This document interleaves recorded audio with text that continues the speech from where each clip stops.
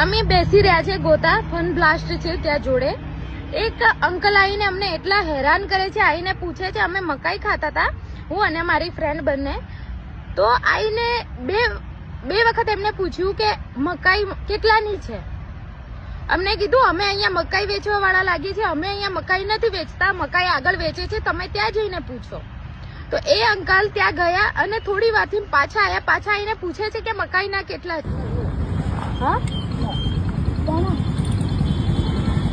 કેટલા આગળ તો જવાય, કોને પૂછે અમે કોના કેટલા અહીંયા તને અહીંયા મકાઈ વેચતા દેખાય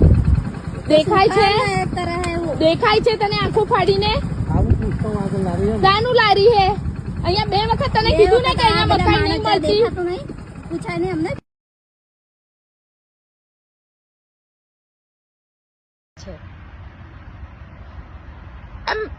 અમદાવાદમાં બી અમે સેફ નથી, આટલા પૂરા કપડા પહેરેલા છે એમાં બી છોકરીઓને હેરાન કરવાનું.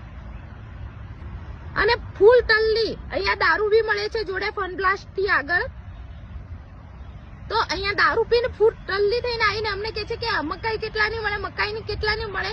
છોકરીઓ જોઈને હેરાન કરવાનું ચાલુ. કઈ સાઈડ થી લાગે છે કે આ કપડા જોઈને અમે લોકો નાના કપડા પહેર્યા હોતી ક્યાંય જઈને અમારે બેસવાનું બી નહીં શાંતિથી. પછી કે છોકરીઓ ગલત છે, છોકરીઓ ગલત છે, ક્યાંથી ગલત હોય?